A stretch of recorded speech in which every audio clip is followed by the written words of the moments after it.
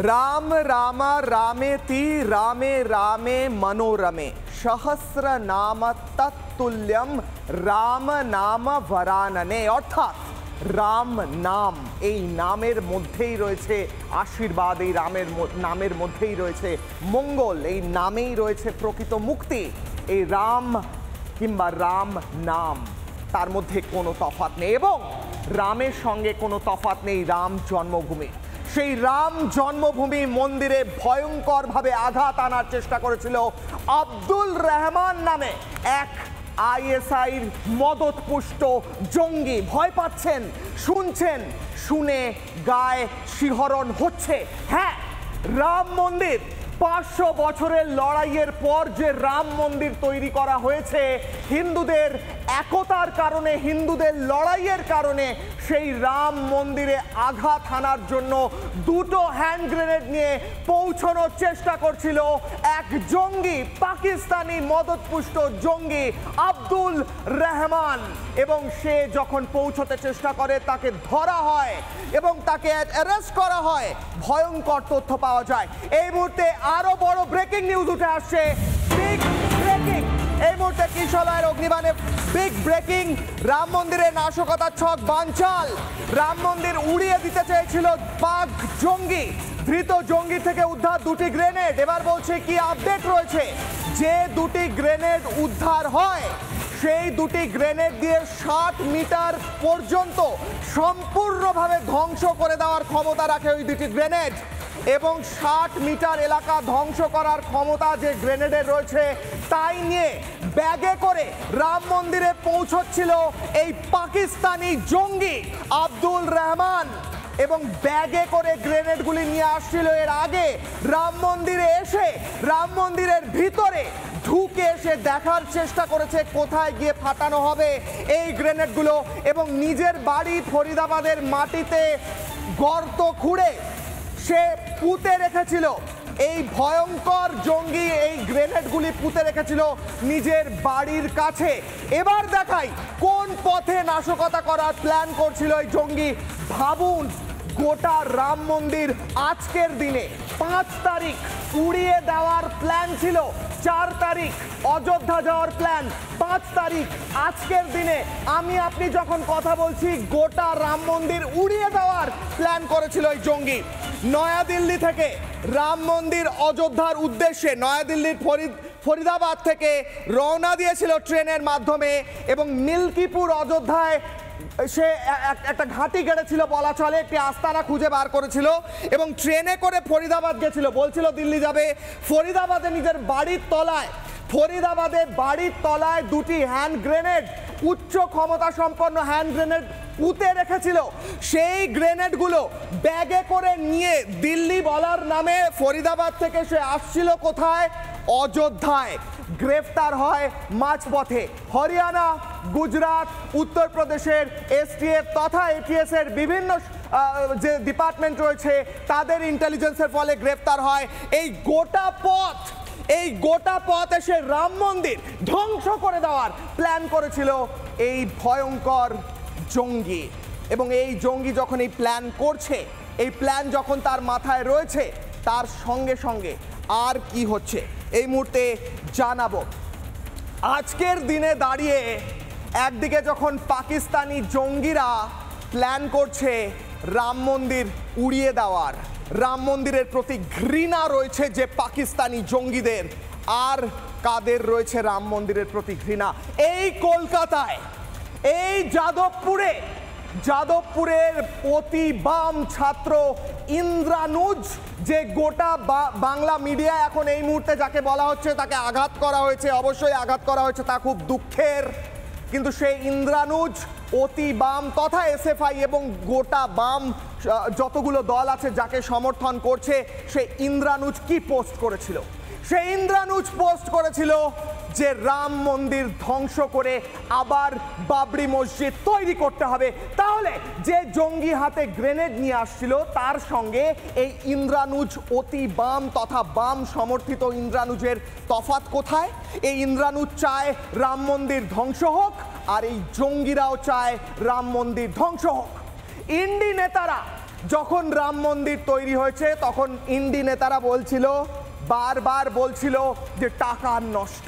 ইন্ডি নেতাদের মুখে উঠে এসছে, মমতা বন্দ্যোপাধ্যায় বলেছে রাম মন্দির গিমিক, ওখানে গিয়ে কোনো প্রয়োজন নেই, ওটা বানিয়ে কোনো প্রয়োজন নেই।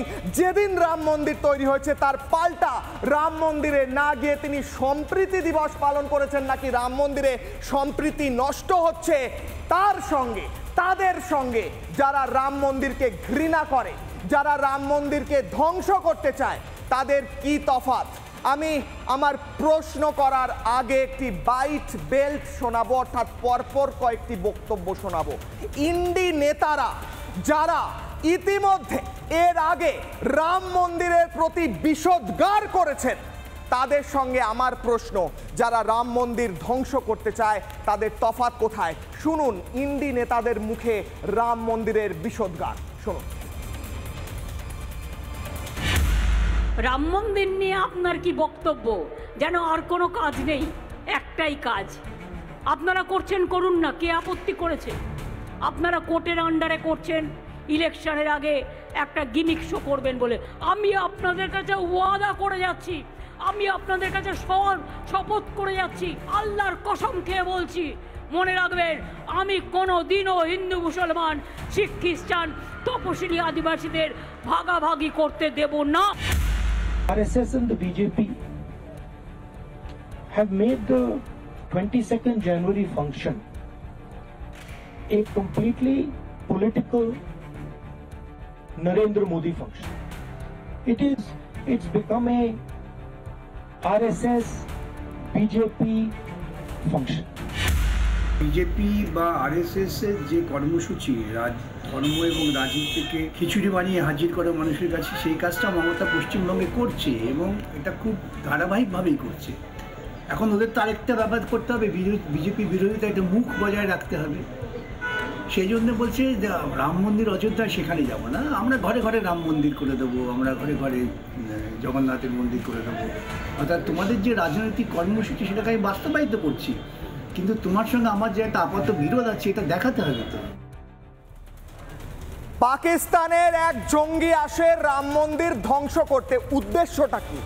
পাকিস্তানের এই জঙ্গির উদ্দেশ্যটা কি? রাম মন্দির যাতে না থাকে। বাংলা ভাষায় বলছি, উদ্দেশ্যটা ভাবুন। কিভাবে গ্রেনেড নিয়ে এসেছে, বন্দুক নিয়ে এসেছে পরের কথা, আগে কেন নিয়ে এসেছে? কেন নিয়ে এসেছে বলুন তো, কেন নিয়ে এসেছে? কারণ রাম মন্দির রাখা যাবে না, সেটাকে ধ্বংস করতে হবে।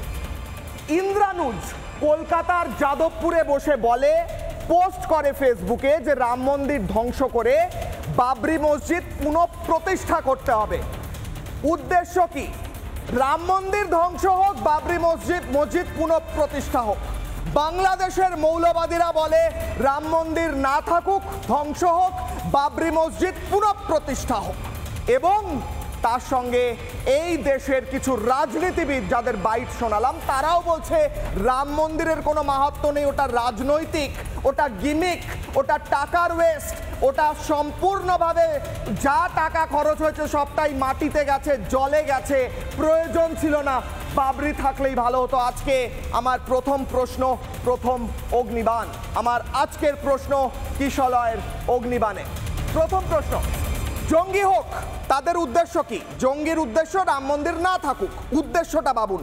কে কিভাবে করছে সেটা পরে আসছি, উদ্দেশ্যটা কি? জঙ্গির উদ্দেশ্য রাম মন্দির না থাকুক, ধ্বংস। জঙ্গি হোক বা বাম, কংগ্রেস, তৃণমূল। বাম বলছে, একদিকে অতি বাম বলছে বাবরি মসজিদ আবার তৈরি হোক, রাম মন্দির ধ্বংস হোক। বিকাশ রঞ্জন ভট্টাচার্য বলছেন রাম মন্দির বলে কিছু হয় না, আসলে ওটা রাজনৈতিক, সম্পূর্ণভাবে রাজনৈতিক। কোটি কোটি হিন্দু যেখানে যাচ্ছেন সেই জায়গাটার কোনো অস্তিত্বই স্বীকার করছেন না। মমতা বন্দ্যোপাধ্যায় বলছেন গিমিক। আর কংগ্রেস কি বলছেন পরবর্তীকালে আসছি, শোনাচ্ছি। রাহুল গান্ধীর বাইক তো শোনালাম, তারপরেও আরও আছে আমাদের কাছে। রাম মন্দির কেন চক্ষুশূল? আমার প্রশ্ন, কেন? রাম মন্দির কি ক্ষতি করেছে? হিন্দুরা 500 বছরের লড়াইয়ের পর যে অধিকার ফিরে পেয়েছে, তাতে কেন আপনাদের রাগ? কেন রাগ? কেউ ধ্বংস করতে চান গ্রেনেড দিয়ে, কেউ মৌখিকভাবে, কিন্তু কেন? প্রবলেমটা কোথায়? আমি যাব, আমার সঙ্গে এই মুহূর্তে আলোচনায় যারা উপস্থিত রয়েছেন প্রত্যেকের কাছে যাব এবং আমি যারা রয়েছেন স্টুডিও তথা অনলাইনে, আমি তাদেরকে প্রথমেই রিপাবলিক বাংলার কিশলয় অগ্নিবাণে স্বাগত জানাবো। সজল ঘোষ রয়েছেন বিজেপি মুখপাত্র, রয়েছেন অনিন্দ সিনহা রায় রাজনৈতিক কর্মী তথা তৃণমূলকে সমর্থন করেন, রয়েছেন বিমল কুমার চন্দ্র প্রাক্তন নৌসেনা কর্তা, রয়েছেন সঞ্জয় শাস্ত্রী মহারাজ প্রবক্তা হিন্দু জাগরণ মঞ্চ, রয়েছেন মানুষ ভট্টাচার্য লেখক, অনলাইনে রয়েছেন অশোক ভট্টাচার্য রয়েছেন কংগ্রেস মুখপাত্র। আমি প্রথমেই যাব সঞ্জয় শাস্ত্রী মহারাজের কাছে, কারণ আমি 6 জন রয়েছেন, প্রত্যেকের কাছে যাব, আবার দ্বিতীয়বার আসবো, ছোট ছোট করে বক্তব্য নেব। আমার প্রশ্ন হচ্ছে, একজন গ্রেনেড হাতে রাম মন্দির ধ্বংস করতে আসছে, পাক জঙ্গি, আইএসআই মদতপুষ্ট, বুঝলাম জঙ্গি তো একদম খারাপ, তার উদ্দেশ্যটা কি? রাম মন্দির না থাকুক, ধ্বংস হয়ে যাক। কিন্তু এই দেশের মধ্যে থেকে এই ইন্দ্রানুজের মতো অতিবাম যারা ফেসবুকে লেখে যে বাবরি মসজিদ তৈরি হোক, রাম মন্দির ধ্বংস হোক, তাদের সমর্থনে বাম নেতারা র্যালি করে, কখনো বলে না, কিংবা তৃণমূল কংগ্রেস কিংবা কংগ্রেসও বলেনি যে এই পোস্টের বিরোধিতা করছি, তীব্র নিন্দা করছি, কিংবা অন্যান্য ইন্ডি দল যারা বলে রাম মন্দির গিমিক, বাজে, সম্প্রীতি নষ্ট হচ্ছে রাম মন্দিরের ফলে। আপনি কি কোথাও ন্যারেটিভের সিমিলারিটি, মিল দেখছেন কি দেখছেন না? দ্রুত প্রশ্নের উত্তর দিন। প্রথমত এই যে ইন্দ্রানুজ যার কথা বললেন, এরা যাদবপুর ইউনিভার্সিটির বোধহয় ডেনরাইট টানা সেই ফ্লাস্ট্রেটেড যুবক হবে হয়তো, আমি চিনি না, জানি না। কিন্তু বিষয় হচ্ছে যে এদের যে মানসিকতা, এটা আজকে নতুন নয়। এদের পূর্বসূরি একজন নেতা একটা সময় বলেছিল, আমরা যদি ক্ষমতায় আসি বেলুড় মঠকে কফি হাউস বানাবো। অথচ কালের কি বিড়ম্বনা দেখুন, বেলুড় মঠের উত্তর শ্রীবৃদ্ধি হয়েছে, আর পাড়ায় পাড়ায় এদের পার্টি অফিসগুলোতে তালা পড়ে গেছে, খোলবার লোক নেই। তো ব্যাপার হচ্ছে যে আবাহমান কাল ধরে ভারতবর্ষের ইতিহাস যারা সনাতন ধর্ম হিন্দু ধর্মকে কটাক্ষ করেছেন, সনাতন হিন্দু ধর্মকে উপহাস করেছেন, সনাতন হিন্দু ধর্মকে নিচু করে দেখানোর চেষ্টা করেছেন, তারা ইতিহাসের কাল গর্ভে অচিরে মিলে গেছেন। অথচ সনাতন ধর্মের ধ্বজা, সনাতন ধর্মের কীর্তি ধ্বজা আবাহমান কাল ধরে পথ করে উঠছে। কবির ভাষায়, মন্বন্তরে মরিনি আমরা, মারি নিয়ে ঘর করি, বাঁচিয়া গিয়াছি বিধির আশিসে, অমৃতের টিকা পড়ি। বেশ, সজলদা, কোথাও ন্যারেটিভের সিমিলারিটি দেখছেন, কোথাও মিল পাচ্ছেন? কেউ গ্রেনেড নিয়ে আসে, কেউ মৌখিকভাবে হিংসা বা ঘৃণা ছড়ায়, কোথাও ন্যারেটিভ এক না এক নয়? বলুন। প্রথম কথা হচ্ছে, এটা অত্যন্ত দুর্ভাগ্যের হলেও সত্যি, রাম মন্দির নিয়ে একজনও মুসলিম মৌলবাদীও, চরম মৌলবাদী মানুষও, মুসলমান সম্প্রদায়ের, তারা কিন্তু রাম মন্দির নিয়ে একটাও উচ্চবাচ্চা করেননি। যিনি আজকে গ্রেপ্তার হয়েছেন, তার কাছে গ্রেনেড পাওয়া গেছে, তিনি একজন জঙ্গি বা তিনি একজন মুসলিমও হতে পারেন, সেটা নিয়ে কথা নয়। কিন্তু কোনো মুসলমান সম্প্রদায়ের কোনো নেতা, উগ্র মৌলবাদী নেতা, তারাও বলেননি। বারবার বলেছেন কারা? বলেছেন তারা যারা জন্মসূত্রে হিন্দু বা হিন্দুর রক্ত তাদের গায়ে আছে, তারাই এটার সম্বন্ধে অবজ্ঞা, অকথা, কুকথা বলেছেন। এর বলার পেছনে কারণ কি? বলার পেছনে কারণ কোনোভাবে তাদের হিন্দু মুসলমান ছিল না, তাদের ন্যারেটিভটা ছিল ভোট। মুশকিল হচ্ছে, হিন্দুরা একত্রিত হলে কিছু রাজনৈতিক দল অপাঙ্ক্তেও হয়ে যাবে, এই যে ধারণাটা, এই ধারণাটার ফলেই তারা এই ধরনের আক্রমণাত্মক কথা কখনো মমতা বন্দ্যোপাধ্যায়কে বলতে শুনেছেন, কখনো একদম ধরুন রাহুল গান্ধীকে বলতে শুনেছেন, কখনো শেষ অবধি ইন্দ্রানুজ নিয়ে আমি অত কথা বলতে চাই না, এসব মালেদের গুরুত্ব দেওয়ার কোনো যুক্তি নেই। আমার বক্তব্য হচ্ছে যে এটা একটা পরম্পরা, 500 বছর বাদে যদি আমরা সৃষ্টি করতে পারি, তাকে আবার ফিরিয়ে আনতে পারি, তাহলে যদি প্রয়োজন হয় আগামী 500 বছর আবার লড়াই হবে, কিন্তু তাদের ক্ষমতা নেই যে তার ইতিহাসটাকে মুছিয়ে দেবে। একটা মন্দির তুমি ভেঙে দিতে পারো, বাবর কোনো একদিন ভেঙেছিলেন, এটা যারা এখানে বসে আছেন তারা যদি আইন আদালত মানেন, তারাও স্বীকার করবেন যে এটা আগে মন্দির ছিল। ভেঙে দিয়ে সেটাকে যদি আবার ফিরিয়ে আনা যায়, তাহলে কেউ যদি মনে করে যে ভেঙে দিলে পরে আমাদের মন থেকে রামকে তুলে ফেলে দেওয়া যাবে, তাহলে তারা মূর্খের স্বর্গে বাস করছেন। হাজার হাজার বছরের চেষ্টা করার পরেও তারা এই কাজ কোনোদিন করতে পারেননি, আগামী দিনেও তারা এই সব কাজ করতে পারবেন না। এবার রইল বাকি একটা আপনার উগ্রবাদী, একজন মুসলমান হোক, তিনি হিন্দু হন, যেই হন, এই যে আপনারা বাকি যাদের দেখালেন, তাদের কথায় এরা ইন্সপায়ার্ড হয়। কোনো বাইরের লোক এটা নয়, এ কিন্তু ইন্ডিয়ান জন্মসূত্রে, এই ছেলেটি কিন্তু ভারতীয়, এ কিন্তু পাকিস্তান থেকে আসা উগ্রবাদী নয়। এরা কি করে মানে এই ধরনের কাজ করতে ইনফ্লুয়েন্সড হয়? তার কারণ এরা জানে যে আর কোনো না কোনো রাজনৈতিক শক্তি এদেরকে মদত দিচ্ছে, এবং আগামী দিন এই রাজনৈতিক শক্তিকে মানুষের মন থেকে শুধু নয়, ব্যালট থেকে উৎপাটিত করবে, এ বিষয়ে আমার কোনো সন্দেহ নেই। বেশ, আমি বাকিদের কাছে যাওয়ার আগে, অশোক দা, অনিন্দ দা স্যার রয়েছেন এবং মানস দাও রয়েছে, যাওয়ার আগে আমি অত্যন্ত গুরুত্বপূর্ণ একটা বক্তব্য শোনাবো। বাবরের কথা হচ্ছিল, বাবর ধ্বংস করেছিলেন রাম মন্দির, তারপর করেছিল রাম মন্দির, তারপর বাবরি মসজিদ তৈরি হয়। 1528 সালে বাবর রাম মন্দির ধ্বংস করেন, এটাই ইতিহাস, এবং কোর্টেও প্রমাণ হয়েছে ওখানে মন্দির ছিল, মন্দির ধ্বংস হয়ে সেখানে পরবর্তীকালে বাবরি মসজিদ তৈরি হয়। 90,000 হিন্দুকে একদিনে মেরেছিল যে বাবর, সেই বাবরের নামে যদি নতুন করে কেউ সৌধ বানাতে চায়, আমরা প্রশ্ন করব তার এই ভারত তথা হিন্দুদের প্রতি কতটা শ্রদ্ধা আছে তাই নিয়ে। সেটা দ্বিতীয় কথা। আমি আসি অরঙ্গজেবের কথায়, বাবরের উত্তরসূরি। সেই অরঙ্গজেব প্রায় 6 থেকে 10 লাখ হিন্দুর হত্যা করেছিল, 16,000 মন্দির ধ্বংস করেছিল, এবং একটি মন্দির তার মধ্যে বৃন্দাবনের গোবিন্দদেব মন্দির, যে মন্দিরের বিগ্রহ বার করে মসজিদের সিঁড়ির তলায়, এটা ইতিহাস, কোনো মিথ্যে কথা বানানো নয়, যে কেউ খোঁজ দিতে পারেন, মসজিদের সিঁড়ির তলায় পুঁতে রাখা হয়েছিল যাতে প্রতিদিন সেটা পাড়িয়ে ওঠা যায়। সেই অরঙ্গজেবের বিষয় ইন্ডি জোটের একটি অত্যন্ত গুরুত্বপূর্ণ সদস্য, এসপি, সমাজবাদী পার্টি, সেই সমাজবাদী পার্টির একজন এমএলএ আবু আজমি কি বলেছেন শুনুন।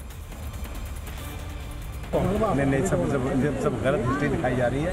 औरंगजेब रहमतुल्लाह अलैह ने बहुत सारी मंदिरें बनवाई हैं, और आप बनारस में जाकर देखेंगे एक बच्ची, पंडित की बच्ची को, जब उनका ही एक सिपाही सालार उसके साथ शादी करना चाहता था, उन्होंने उस सिपाही सालार को 2 हाथियों के बीच पैर बांध कर मार दिया, और उन पंडितों ने उनके लिए एक मस्जिद बना के दिया वहाँ पर। क्या बात करते हैं, ये गलत हिस्ट्री। तो आप औरंगजेब को क्रूर शासक नहीं मानते हैं? नहीं, मैं नहीं मानता। औरंगजेब क्रूर शासक नहीं? बिल्कुल नहीं, मैं बिल्कुल क्रूर शासक नहीं मानता। बिल्कुल नहीं थे, बिल्कुल नहीं, औरंगजेब क्रूर शासक नहीं थे।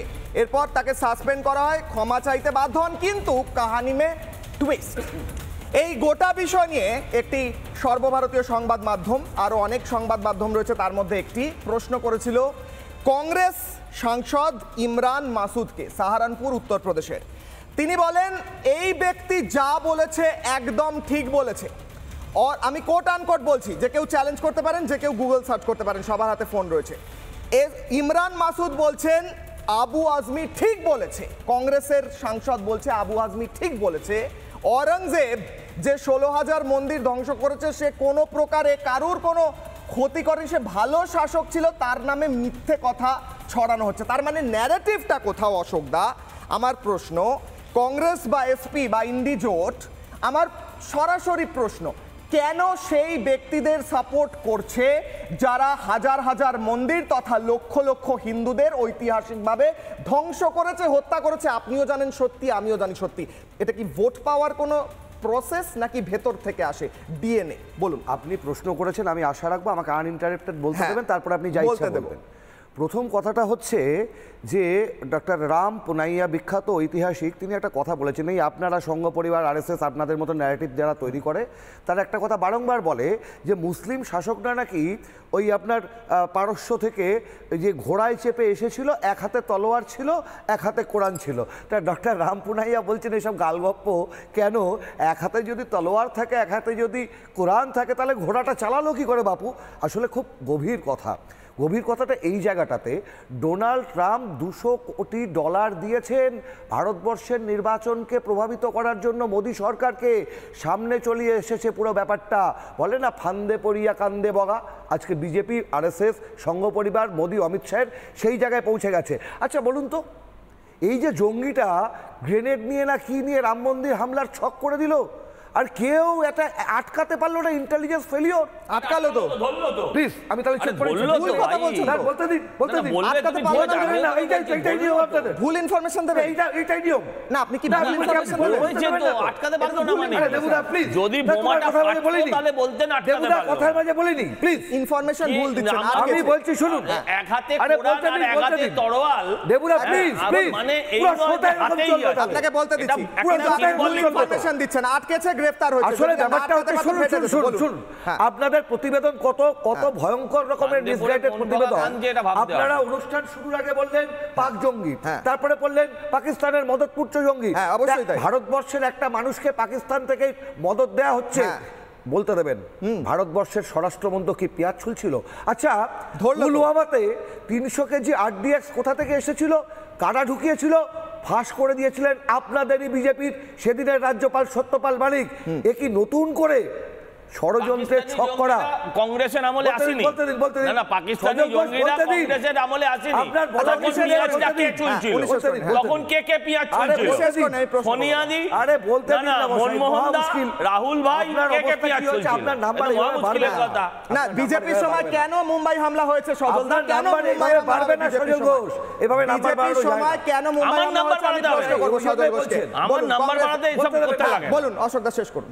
এবার আমার বক্তব্যের জায়গাটা হচ্ছে দেশের কর্মসংস্থান নেই, জীবন জীবিকার নিরাপত্তা নেই। আরে বাবা, কর্মসংস্থান, আরে ভাই 78 বছরের দেশ শাসনে 60 বছর যারা চালিয়েছে, কর্মসংস্থানের দায় কি তাদের নেই? ঠিক আছে সজল দা, বাকি অনেকে বাকি আছে, বলুন শেষ করুন। হ্যাঁ, ব্যাপারটা হচ্ছে আজকে দাঁড়িয়ে স্বাধীনতার পরে বিগত 45 বছরে যা ছিল না, মোদি জমানায় সেই রেকর্ড হয়ে গেছে। কি রেকর্ড?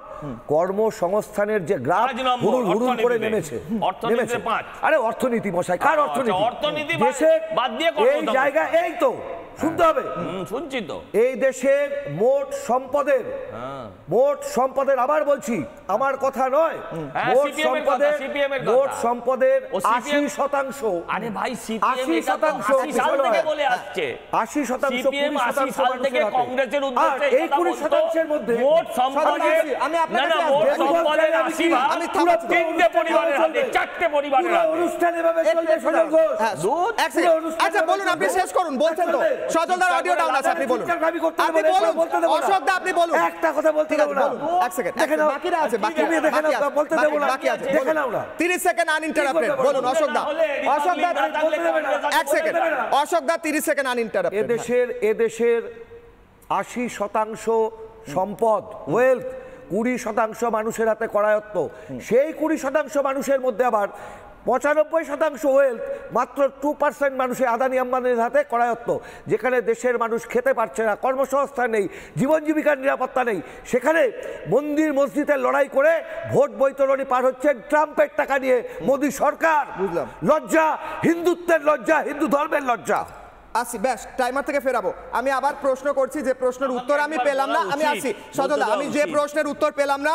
আবু আজমি বলছেন অরঙ্গজেব হচ্ছেন একজন ভালো শাসক, দেশের ভালো করেছেন। আপনার দলের সাংসদ বলেছেন, আবু আজমি একদম ঠিক কথা বলছে, যে অরঙ্গজেব 10 লক্ষ হিন্দুর হত্যা করেন, 16,000 মন্দির ভাঙেন, তিনি ভালো শাসক। এটা আপনার দলের স্ট্যান্ড, কারণ আপনারা এখনো তাকে সরাননি বা তার বিরুদ্ধে কোনো ব্যবস্থা নেননি। এটা আমি ধরে নিচ্ছি। অশোক দা, সজল দা উত্তর দিচ্ছেন না। কোন বগা কাঁদছে মানুষ সেটা দেখছে। হ্যাঁ, ওরা বলছে 20% মানুষের হাতে 80%। আচ্ছা এবার ওনাকে বলতে দিন, এক সেকেন্ড বুঝিয়ে বল। এক সেকেন্ড বাকিদের কাছে যাব। না না, হ্যাঁ এক সেকেন্ড, এখানে আমি কারো দয়া আসি, এক সেকেন্ড, না না না না, দয়া আসি, আপনাকে বলতে দিলাম। এবার ইন্টারাপ্ট, এক সেকেন্ড, এইভাবে ইন্টারাপ্ট হবে, বলে যাও। না এভাবে তাহলে আমাকে বাইক চালিয়ে শো করতে হবে। এক করে প্রত্যেকটা আমার বক্তব্য হচ্ছে, সিপিএম চিরকাল কংগ্রেসীদের বিরুদ্ধে এই কথাটা বলে আসতো। এখন কংগ্রেসীরা হাত মিলিয়েছে, এই কথাটা বলতো না।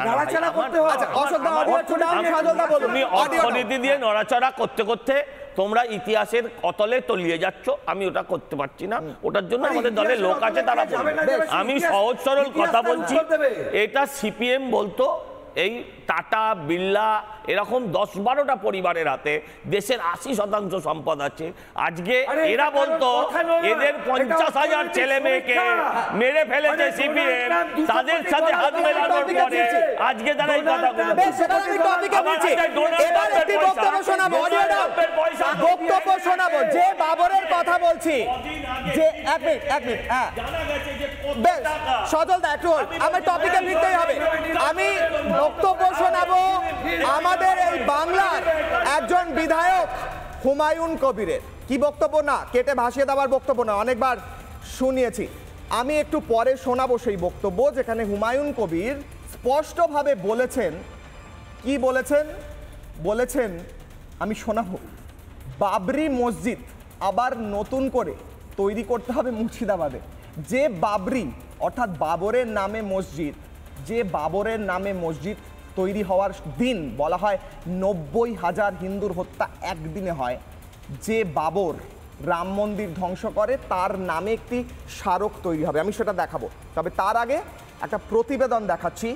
কাশী বিশ্বনাথ মন্দিরের সামনে দাঁড়িয়ে তুলে ধরেছিলাম একটি প্রতিবেদন, এখনো সেখানে একটি কাঠামো দাঁড়িয়ে আছে, দেখুন। 4 নম্বর গেট রয়েছে কাশী বিশ্বনাথ ধামের, কিন্তু একটি ফাঁক দিয়ে দেখা যাচ্ছে সেই জ্ঞানবাপীর কাঠামো।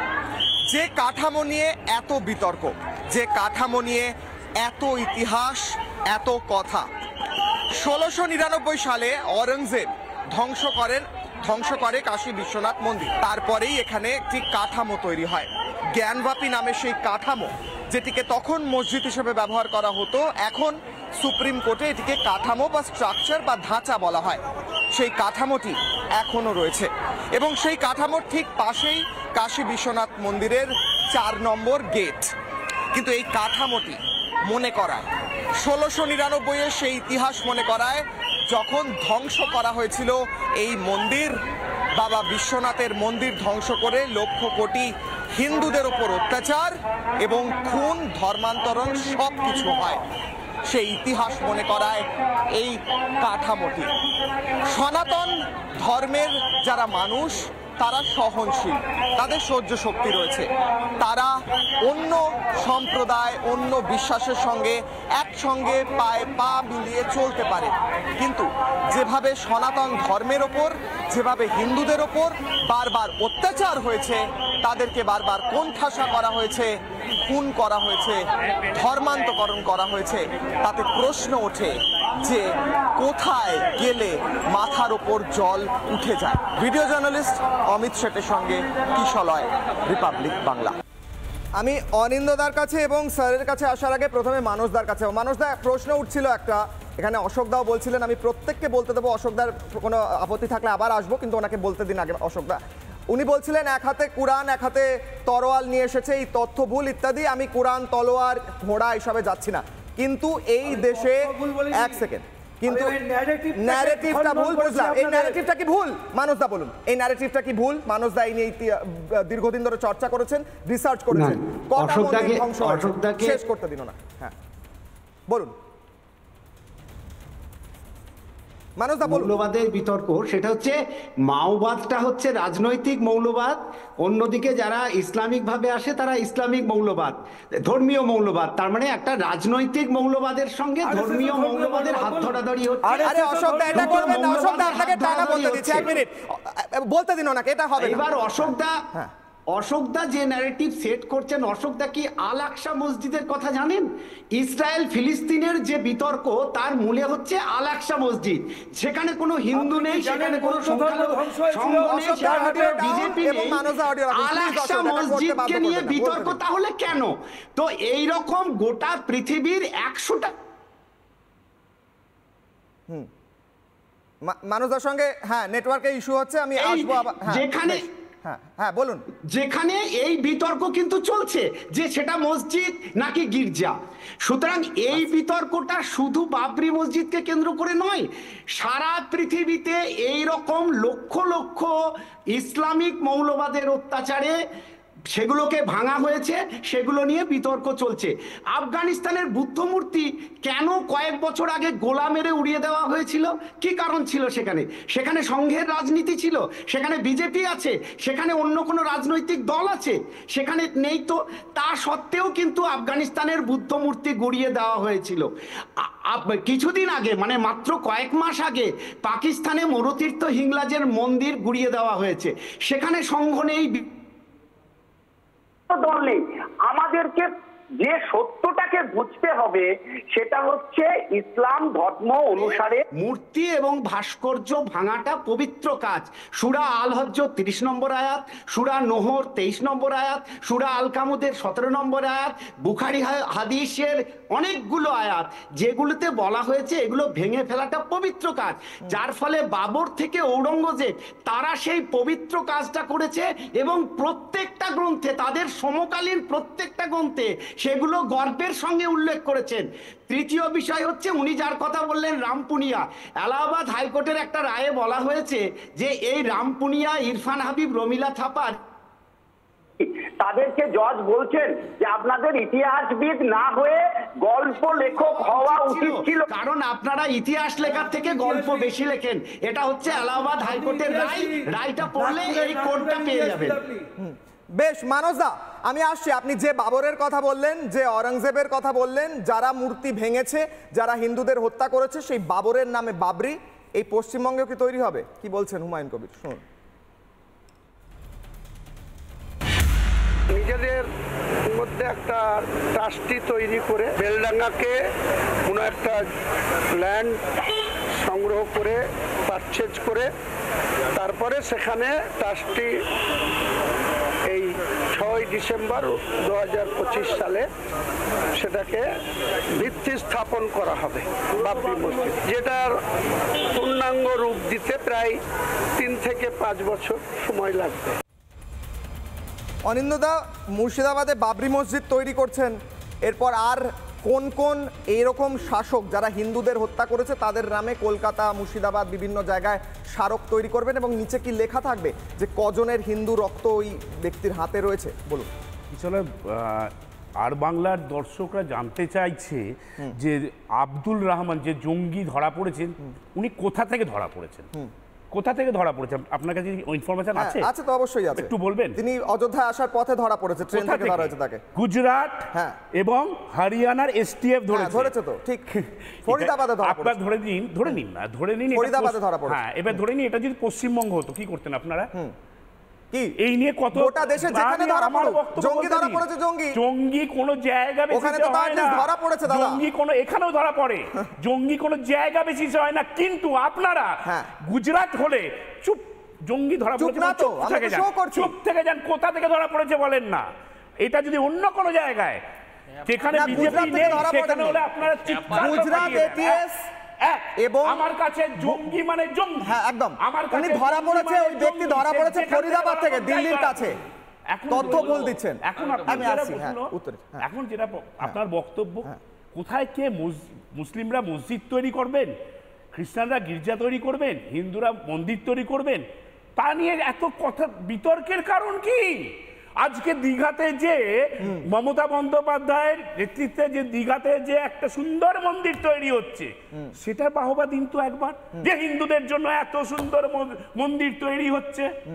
আরে বাবা, ধর্ম যে যার নিজের করবে। আমাদের ভাবতে হবে আমাদের দেশটা কিন্তু হিন্দু রাষ্ট্র নয়, এখানে সেকুলারিজম আছে, এখানে আপনাকে এগুলো মানতে হবে। বিজেপি যা চায় বা আরএসএস যা চায় সেই দিয়ে তো দেশ চলে না। দেশের কনস্টিটিউশন আপনার মানবো না, মানে দেশে যে যার নামে যা খুশি বানাতে পারে। আমাদের কেউ হিটলারের নামে মন্দির তৈরি করলে বানাবে, কেউ কালাপাহাড়ের নামে মন্দির তৈরি করলে বানাবে। বাবর একজন হিন্দু হত্যাকারী, অধিকার মুসলিমদের অধিকার আছে, অবশ্যই আছে, শিখেরও আছে, অবশ্যই আছে। কিন্তু বাবরের নাম নিয়ে মসজিদ তৈরি করা বা মন্দির তৈরি করা বা গির্জা তৈরি করা, এখানে আমার প্রশ্ন, যে ব্যক্তি এই মাটিতে দাঁড়িয়ে, আমি আসি ওনার সঙ্গে কথা, যে ব্যক্তি এই মাটিতে দাঁড়িয়ে একদিন 90,000 হিন্দুর হত্যা করেছে, যে রক্ত বইয়েছে, যে রাম মন্দির ধ্বংস করেছে, সেই বাবর, অরঙ্গজেব, তাদের নামে স্মারক তৈরি করা, এটা কোন প্রেম? আপনি অশোকের নাম শুনেছেন? শুনিনি তো, অবশ্যই না। অশোকের নাম কেউ শুনবে কেন? আশ্চর্য প্রশ্ন করেন, এরকম প্রশ্ন করবেন না। আপনার বক্তব্যটা আমি অন্য প্রশ্ন করছি, আমি প্রশ্ন করছি যে বাবর বাইরে থেকে এসে এই দেশের হিন্দুদের হত্যা করে 2025 সালে এসে আমি এই কথা বলবো মানা। আপনার একজন এমএলএ বলছে বাবরি মসজিদ তৈরি করবে, যে বাবর 90,000 হিন্দুকে শুধুমাত্র ধর্মীয় কারণে, তারা হিন্দু হওয়ার কারণে তাদের হত্যা করেছে, শুধু হিন্দু হওয়ার কারণে। আপনার কাছে হিন্দুত্বটা আসল না হত্যা করাটা আসল? আমার কাছে আসল হচ্ছে কোন ব্যক্তি বাইরে থেকে এসে আমার দেশের মানুষকে হত্যা করবে না, সে বহিরাগত। বাবর হচ্ছে বহিরাগত, অরঙ্গজেব হচ্ছে বহিরাগত, এরা বাইরে থেকে এসেছে। বাবর বাইরে বাইরে থেকে আসেনি, বাবর বাইরে থেকে এসেছে কিনা, বাবর বাইরে থেকে এসেছে কিনা, আপনি যেখান থেকে এসেছেন আমিও সেখান থেকে এসেছি দাদা। একদম সেন্সলেস আর্গুমেন্ট, সেন্সলেস। আর্য থিওরি আপনি একটু যদি পড়াশোনা করে আসতেন ভালো হতো। বহুদিন আগে আর্য থিওরি, আমি যাব মানুষদার কাছে। মানুষদা আর্যরা কোথা থেকে এসেছে? আমি আসি, মানুষদা বলুন। আর্য থিওরিটাই ঠিক, আর্য থিওরিটাই বেস্ট হয়ে গেছে, আর্য থিওরিটাই সত্য না। মানুষদা উত্তর দেবে, মানুষদা। বেশ, মানুষদা আর্য কারা? আর্যরা এসেছিল কোথা থেকে বলুন? বর্ষ 2025-এ আছে। অনিন্দদা দয়া করে বলবেন 2025-এ একটা ধর্মনিরপেক্ষ দেশে কি করে ধর্মের জন্য আলাদা আইন থাকে অন্য ধর্মের মানুষের জন্য? আপনাকে প্রশ্ন করা হলো, আপনাকে প্রশ্ন করা হলো, এই সুযোগ গেলেন আরেকটা দিকে, ওই সুযোগ পাবে হাজার জায়গায় ধর্ম। আরে আপনাকে কিশোর একটা প্রশ্ন করেছে দাদা, মুখে ধর্মনিরপেক্ষতা, এটাকে ধর্মনিরপেক্ষতা, এই দেখুন, এটা ধর্মনিরপেক্ষতা, এই দেখুন, আমি বুঝতে পারছি আপনার কষ্টের জায়গাটা। ভালো থাকবেন। দ্বিতীয় ব্যাপার হচ্ছে আর্য কারা, সেটা জানতে গেলে একদম আপনি জানি, আমি জানি, আপনি জানেন, কিশোরে বলবেন জানে না, ওকে একটা বলে দিন না কি আছে। 1 মিনিট থামুন না। যেখানে আমি আপনাকে একটা উদাহরণ দিচ্ছি, এরকম 100টা দিতে পারি। সেটা হচ্ছে কইকেয়ী, রামায়ণ থেকেই বলছে অযোধ্যা কাণ্ড। কইকেয়ী যখন খারাপ ব্যবহার করছেন তখন দশরথ তাকে বলছেন তোমার ব্যবহার কেন অনার্য হয়ে যাচ্ছে। অর্থাৎ আর্য মানে হচ্ছে আইআইটি গান্ধীনগরের পেপার পড়ে শোনাচ্ছি, theory thesis paper, the Aryan invasion theory is widely considered as destroyed by modern scholarship due to lack of substantial archaeological evidence. এই থিওরিকে নস্যাৎ করে দেওয়া হচ্ছে। কিন্তু অনিন্দদা যদি একটু পড়াশোনা করে আসতেন, একটু থোড়াসা, একটুখানি, আমি স্যারের কাছে আসবো। স্যার বলেননি, স্যার বলেননি না স্যারের কাছে যাবে। Bimal sir, audio down, Bimal স্যারের কাছে যাবো। তথ্য ভুল বলছেন, তথ্য ভুল, আপনার তথ্য ভুল, আপনি জানেন না, শিক্ষার অভাব। বিমল স্যার, বিমল স্যার আপনাকে প্রশ্ন করছি না, আমি ওনার সাথে কথা বলছি। আমি আসছি, বিমল স্যার বলেননি না, বিমল স্যারকে বলতে, বিমল স্যারকে বলতে দিতে হবে। দেখুন বিমল স্যার,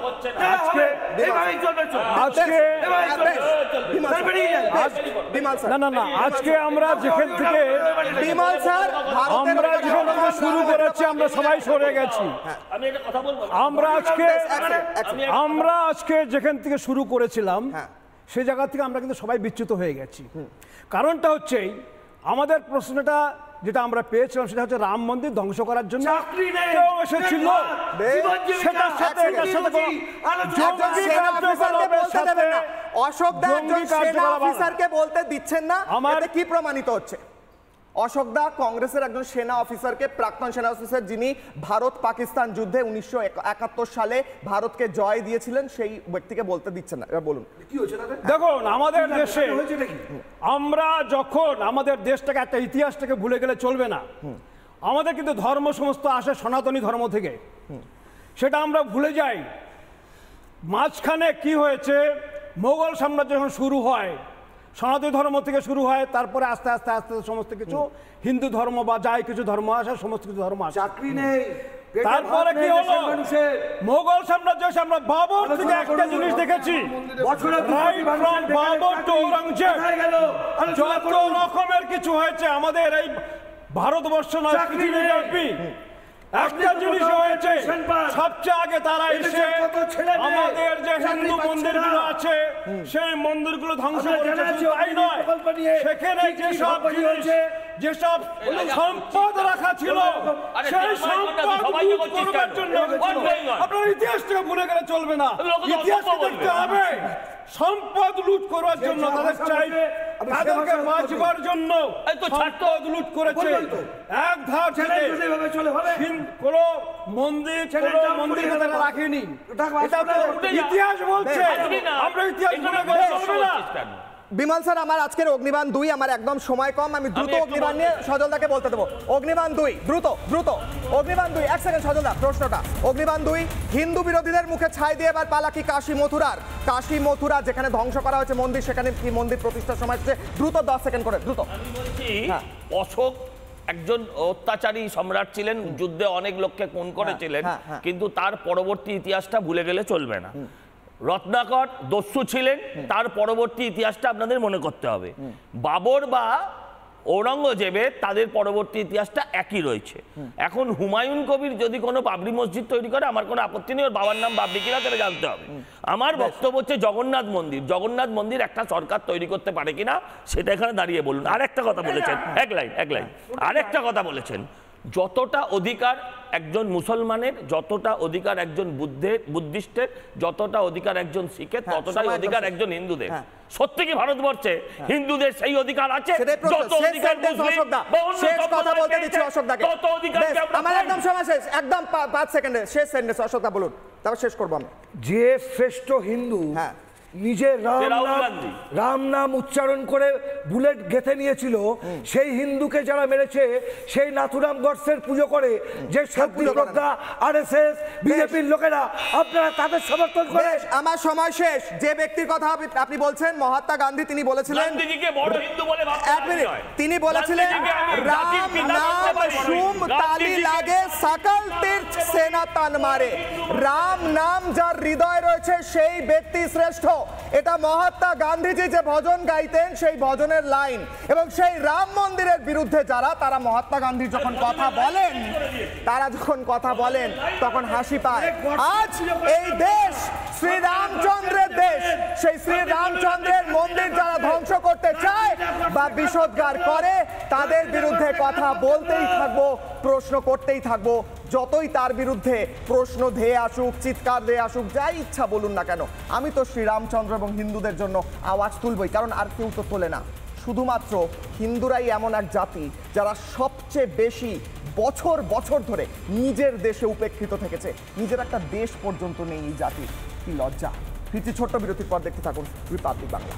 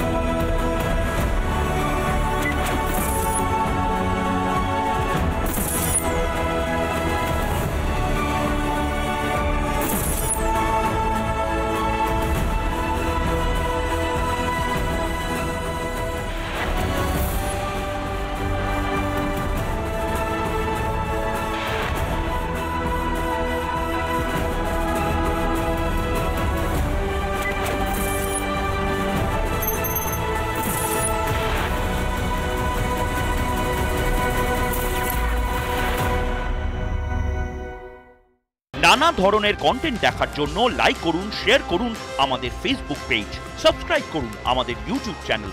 পাশাপাশি অন্যান্য ব্রেকিং নিউজের জন্য অবশ্যই চোখ রাখুন রিপাবলিক বাংলায়।